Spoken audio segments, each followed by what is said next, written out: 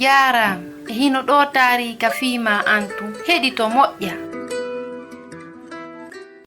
Fii Filipu emo Ethiopie on. Duɗal gurdan ɗan so'undu nayi. Tindinoore fokkitande den.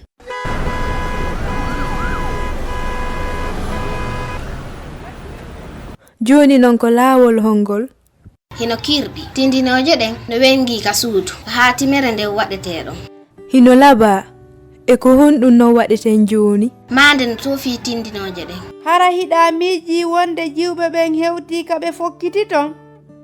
Kono non hino moƴƴi ka waɗen tindinoje fii ka fokkituɗen ton. Hara hinaka otoje ɗe yiilotoɗon tun kono ka nder gurdanji men kadi. Hara hiɗa andi wonde Allah no okka en tindinoje. E ko honɗum nde nanditata e mum. Hiɗen jogii juuɗe e koyɗe e noppi e hunduko wano Filipu non. On tindinowo no anduno laawol bajjol hewtinaygol ngol ka Allah. O waaway sifaade moƴƴa. O holli ɗuuɗuɓe laawol annabi Iisa ngol.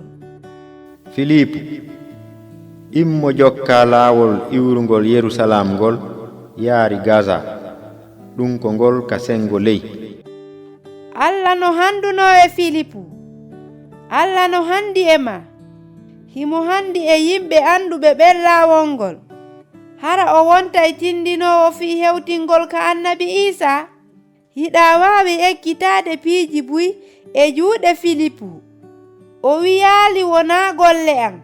O ɗoftii no yaawiri. O weddaaki ko juuti ka hoore laawol. Halfinaaɗo on ngaluuji o debbo laamiiɗo leydi Ethiopie ndin no jooɗii e hoore girigiriwal ngal pucci pooɗata. Hari on neɗɗo yahii ko timmata guluuje 2 kilometerji fii rewugol ka saare wi'eteende Yerusalam. O sooduno deftere taggaande satta cogguure ka juulirde mawnde fii makko. E nder ko yahata kon himo janga ayeje wonde ka kitabul muqaddas e deftere taggaande nden hoore himo towna hawa kan. Hara hiɗa faamude ko wonɗa e jangude. Mi ala gooto ko sifanolan ƴaw jooɗoɗa takko an ɗo sifanoɗa lan. Ko fii annabi Iisa wonɗa e jangude ko kanko woni laawol hewtinaygol ngol ka Allah.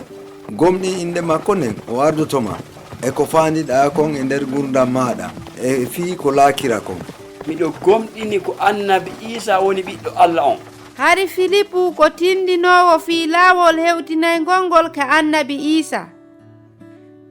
Halfinaaɗo jawle leydi ndin fof huutorii waajuuji makko ɗin. Ɓernde makko nde yiitii laawol feewungol ngol. O hooti ka makko.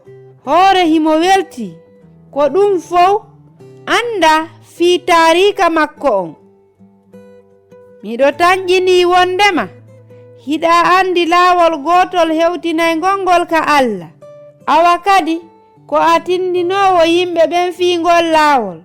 Ka suudu e ka duɗal e ka wondiɓɓe maɓen. E nder ndi leydi lagine hande hiɗen handi e tindinoje buy fii laawol yahaygol ngol ka annabi Iisa. Ɗum kadi ko goonga e ɗeya leyɗe heddiiɗe Europe e Asie. Yimɓe ujune joganooki tindinoore wo. Hari haa hande ɓe nanaali fii annabi Iisa no wowle fii mum. Husainatu wonno e yewtude mi weltanike ma fii ko heɗitiɗa kon hiɗen e saayi.